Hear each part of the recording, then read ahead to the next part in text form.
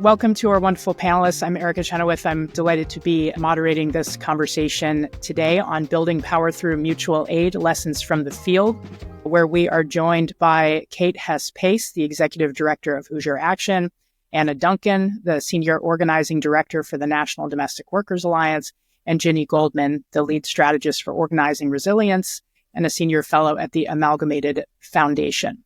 Welcome to all of you. The motivation of our conversation today is building on Future Currents report. A couple of things about the report that was put together by Future Currents and that featured at least two of your organizations as case studies and a variety of others as well.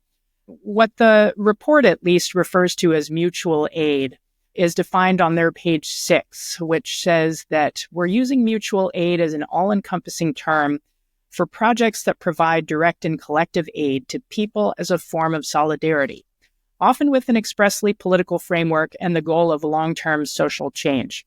There are a number of other words, I think, that some people use to describe what we're calling mutual aid for the purposes of our discussion. Deepak Bhargava and Stephanie Luce called this collective care. Galeano, the Uruguayan writer, has referred to it simply as solidarity work, in contrast to, say, charity work. And others have even referred to this more broadly as part of a category of what you might call alternative institutions, or institutions that people build from the grassroots in order to address issues that are arising for their communities that aren't being addressed by other existing formal institutions at the state or otherwise. Over history, we've seen so many different manifestations of mutual aid.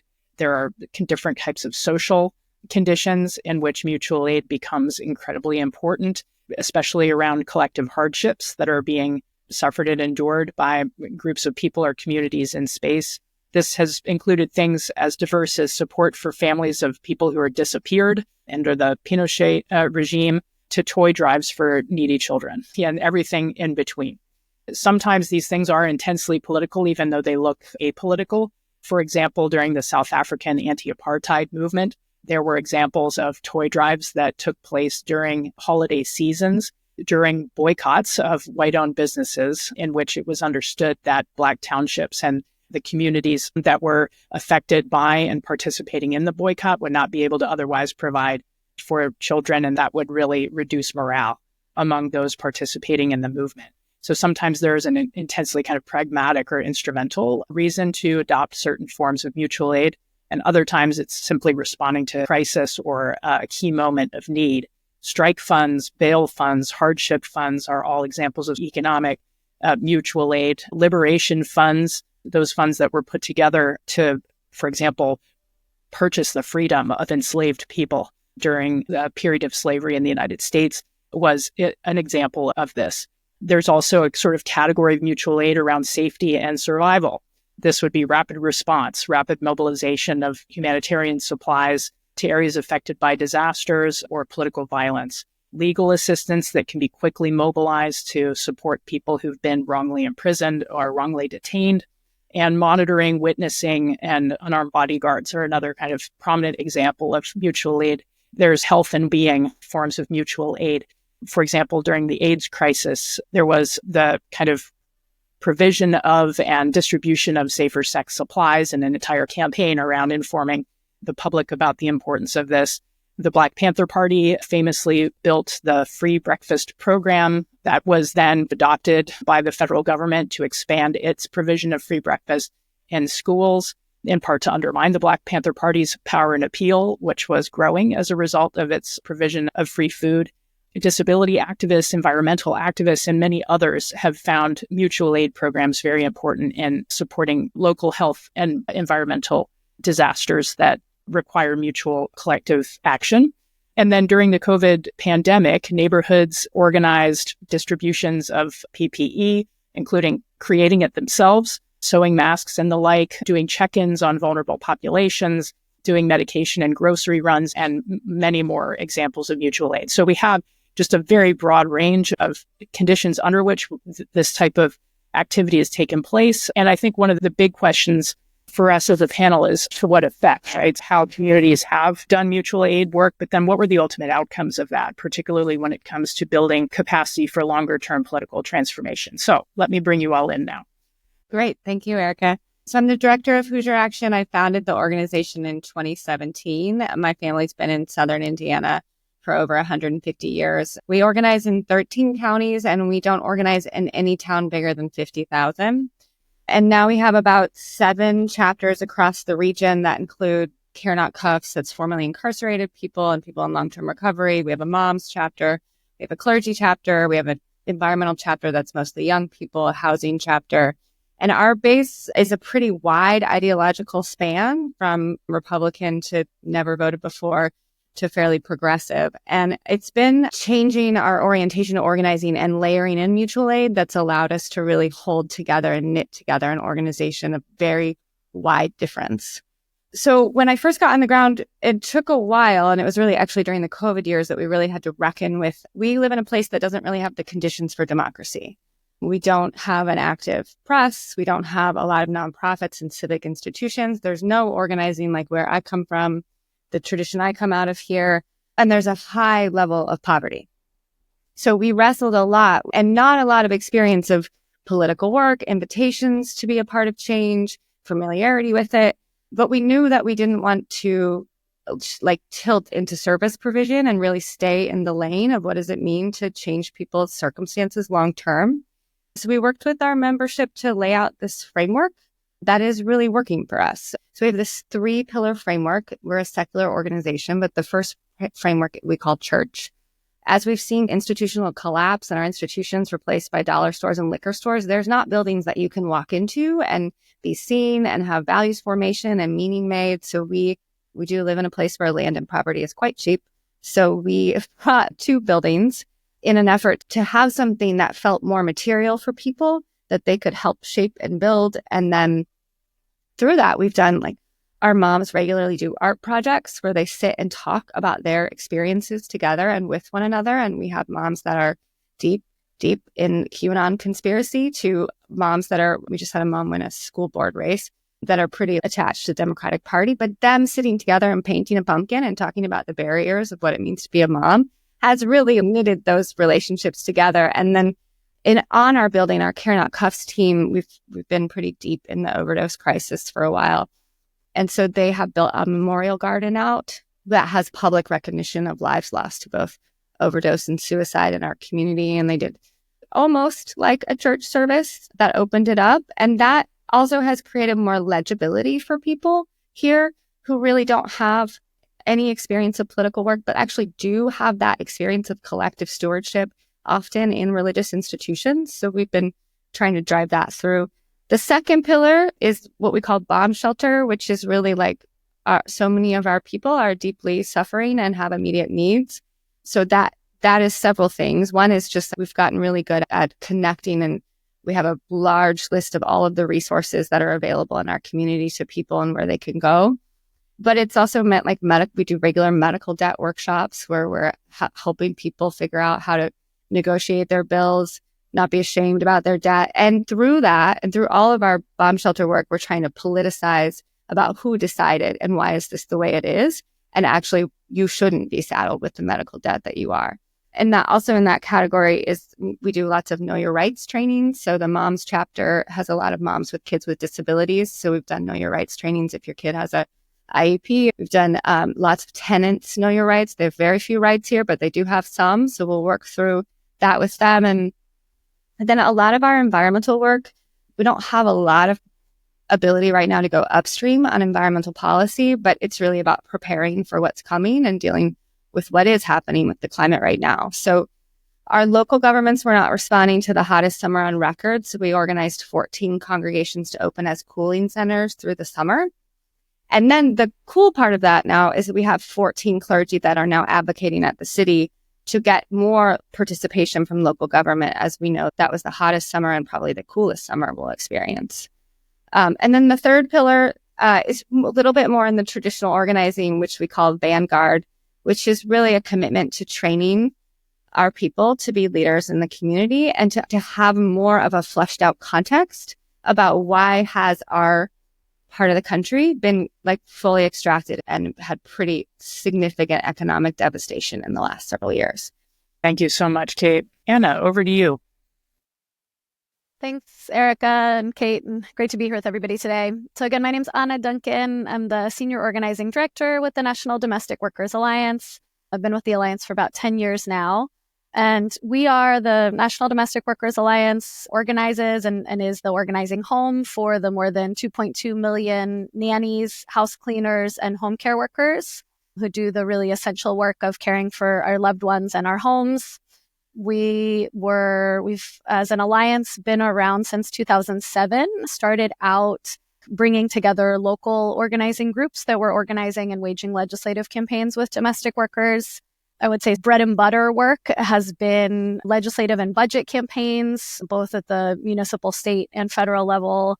So winning domestic worker bills of rights to end the historical exclusion of domestic workers from key labor protections, and also to win greater government investment at the federal, state, and local level in care in order to ensure that all families that need care can actually access it, and so that care workers can be paid fair wages. So I would say for NDWA nationally, I don't know that we would have called it mutual aid pre-pandemic, but the idea that we have to organize with care is in our DNA. And so I think that has always been something, recognizing that we're not going to be able to organize the population that we organize if we aren't thinking about what are people's needs as whole people. So if most of our members have kids, thinking about always having to have childcare at events. A lot of our members care for aging family members as well. So how do we incorporate other members of their family? Making sure that we're providing interpretation and translation, thinking about how folks are able to travel to things. A big percentage of our base is undocumented. Folks are facing racial injustice. It's an overwhelming majority women of color base. So needing to, again, respond to all of those different things in order for folks to show up and fight for their rights at work. But during COVID, we really had to do a pretty big shift at the national level to both adjust how we were doing our work, but also really scale up and invest a lot more in the kinds of mutual aid and direct support. So pretty immediately, I would say early on in 2020, started doing that through our local organizations, sending out shipments of PPE, making flexible funds available to our local affiliates to be able to, in some cases, pay for members' rent so that they wouldn't get evicted, or give folks transportation stipends because their employers were telling them that they couldn't take the bus to work anymore, that if they weren't able to take a taxi or a Lyft, they would get fired.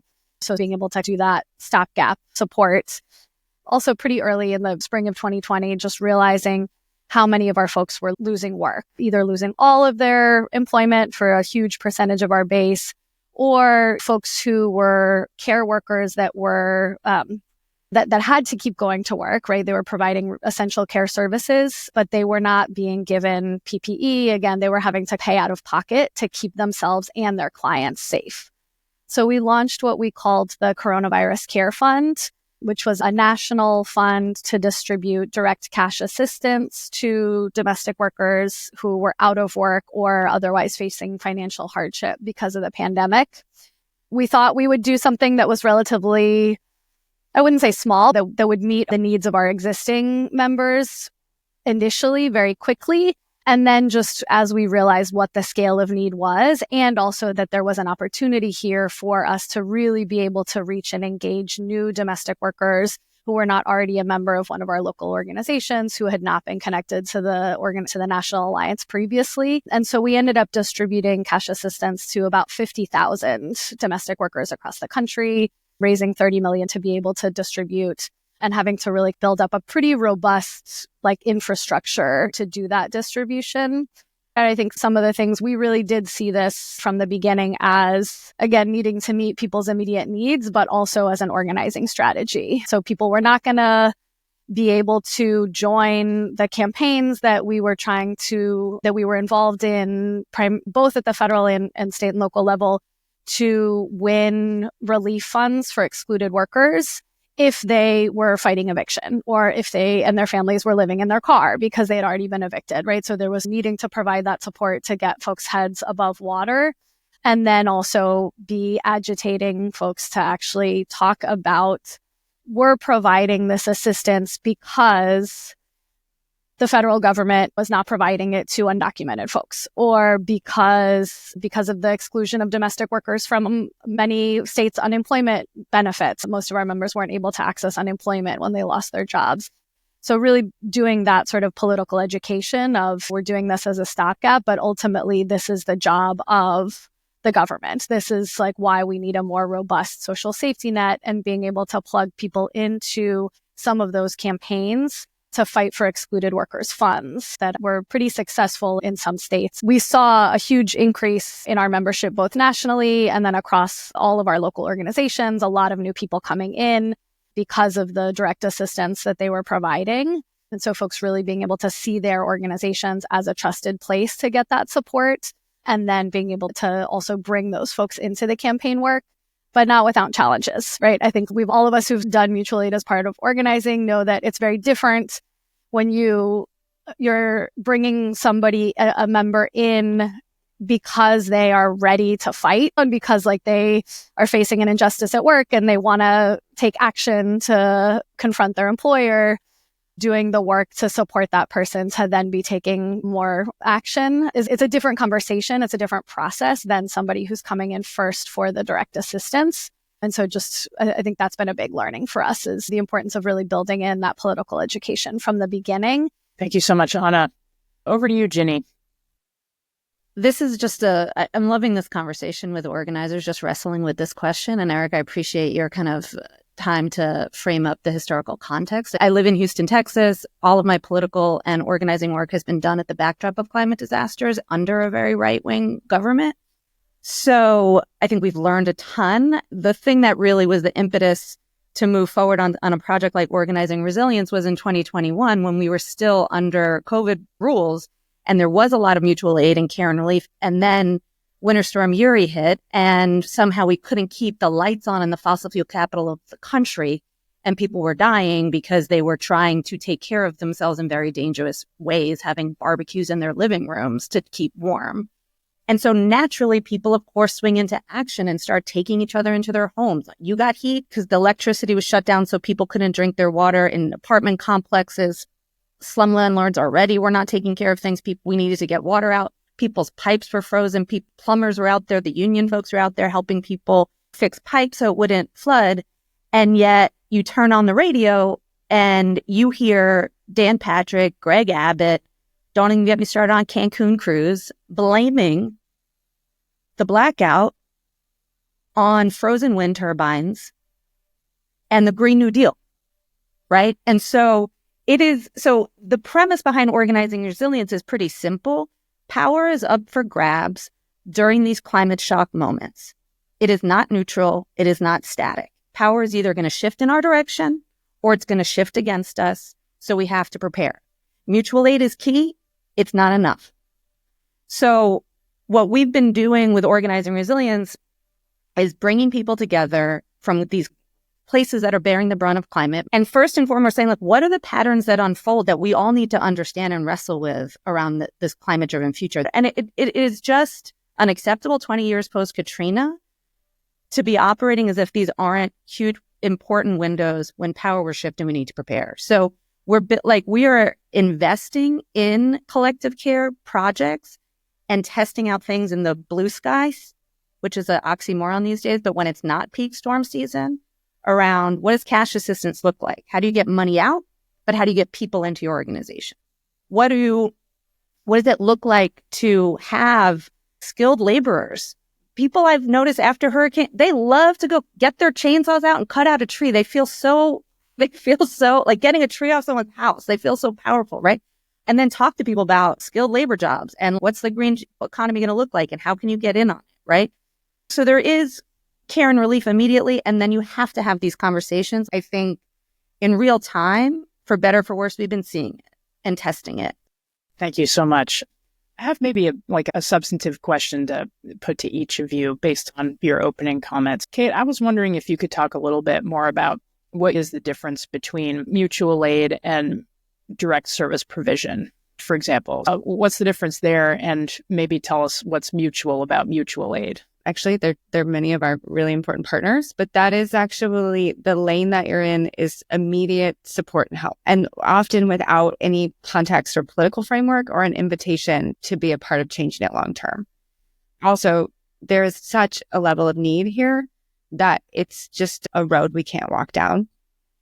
For us, mutual aid is more in this community care, which is like, how can I describe it as like, how do we get a little bit more of a floor underneath you? And often that's actually, we're going to train you to call your debt holders. We're going to like work with you on that. We're all going to open our mail together and pull out these bills we haven't wanted to look at. And that to me is both about, let's like bring up your financial status a little bit, but also let's move you out of that stigmatizing shame, which exists like across our base, the people coming out of incarceration too. Like, how do we move people out of that? Because that is one of the barriers to them actually participating in real leadership, is not seeing themselves as equal and valid participants in our democracy. And I really want all of our mutual aid to be approaching people with that perspective. Yeah, that's great. Jenny, I was hoping that you could pick up on something that you mentioned toward the end about the sort of improvisational nature of some of this response. It's not that it's not organized. It gets organized, right? But not necessarily by organizations right off the bat. Can you talk a little bit about those key moments of opportunity where people are improvising and organizing, but not necessarily through a vehicle that could be containing that capacity for a longer term power building opportunity? Absolutely. We are not doing anything new that people haven't done for each other for years and years. We need to stabilize some of these best practices. There are lots of tools that can just be pre-built and people can share them. And then it's, again, some of the scenario planning work about what's your dream? Where do you want all these folks to go after the fact, right? And I'll tell you, it's not just go vote.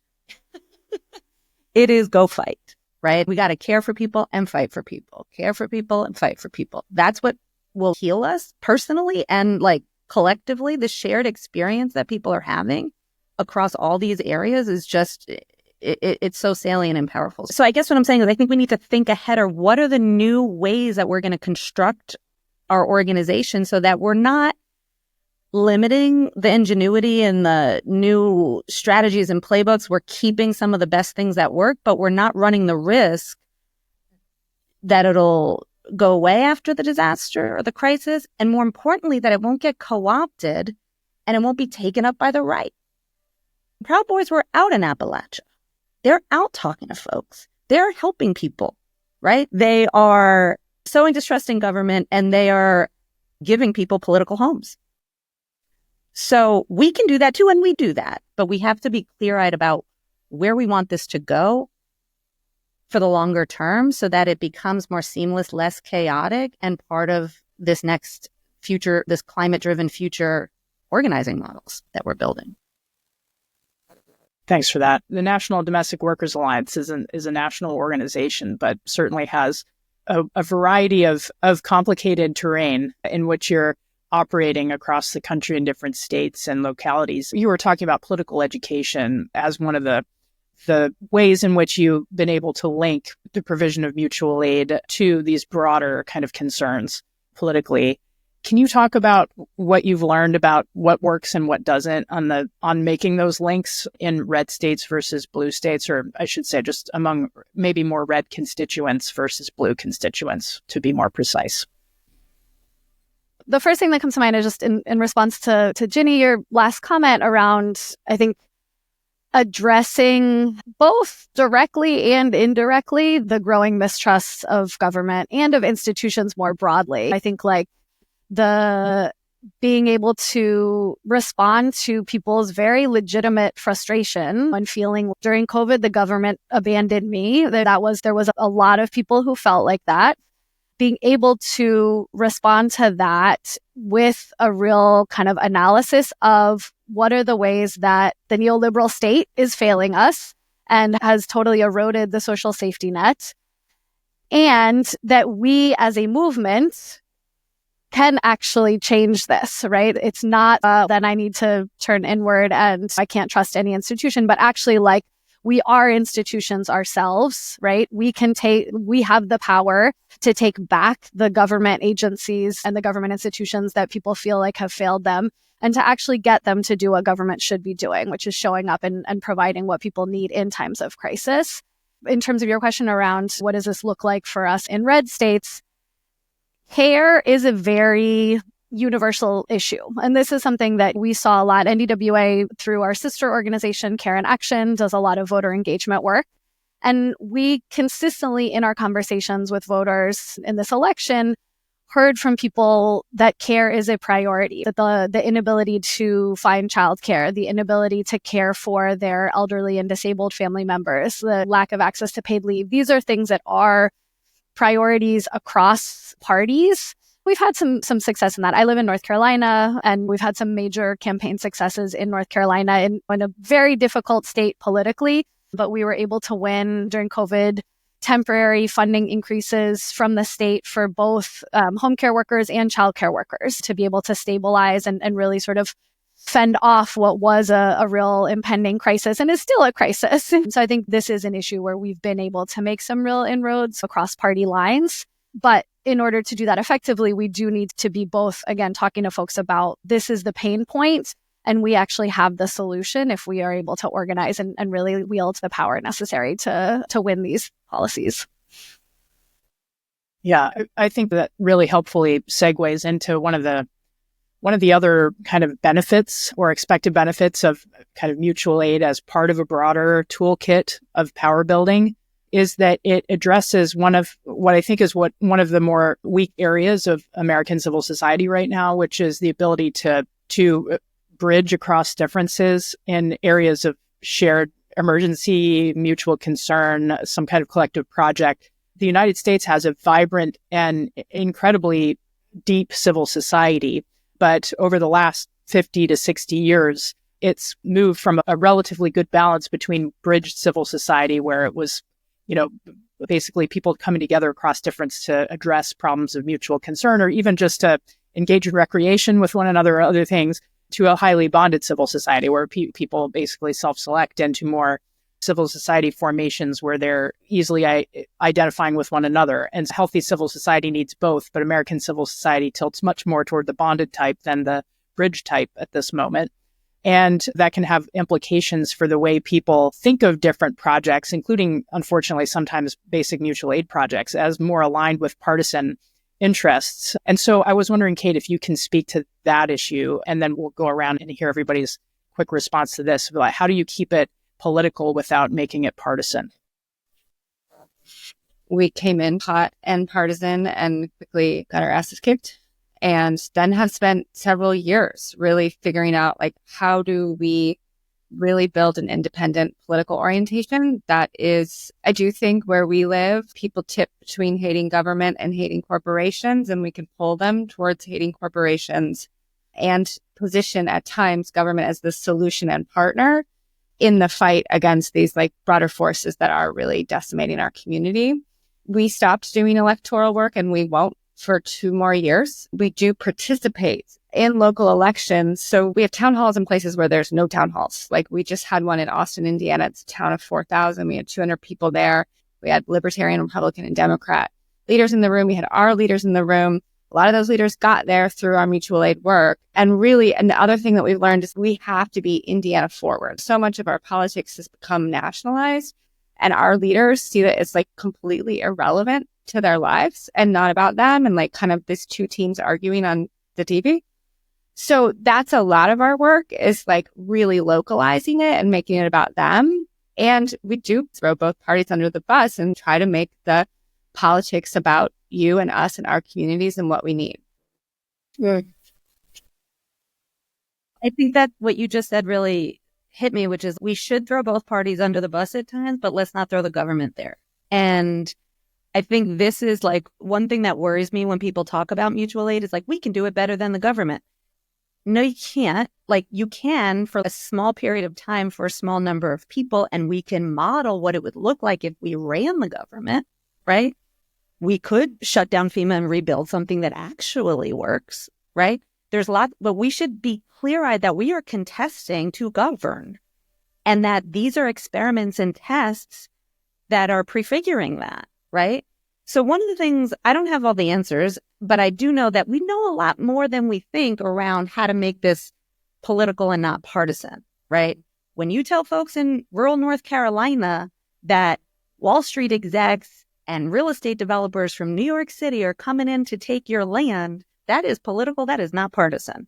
Both of those comments, really resonate with me, I think. And I think something we've been thinking about in terms of the upcoming years when we're all bracing for another round of crises, and where I think the sort of real economic pain for a lot of folks is going to be very present again, anticipating a big fight around trying to prevent cuts to Medicaid, cuts to other critical services. Like, people are going to lose their care. Care workers are going to lose their jobs. And I think in this moment, we're going to need to figure out how to do all the things again of like fighting those defensive fights, of filling the gaps where there is immediate needs. And I think to the point about how are we doing work that's political and nonpartisan, there are a lot of people who are going to be suffering in this crisis who are not yet in our movements and who really need to be in our movements, and who we need to be the ones who are there talking to them, making meaning of the economic suffering of this moment, making meaning of who is actually to blame for that suffering, and really being able to work together to fight for those long-term solutions that are actually going to make all of our lives and communities better. But we can't lose sight of the long term, what is our vision, and continuing to build an ever bigger base of folks who are like with us in identifying the pain points, and who we need to be organizing to be with us on the solutions and the power building to be able to implement that vision. Thank you so much to all three of you for this powerful conversation and for lifting up all of the lessons that you've learned and your very generous insights.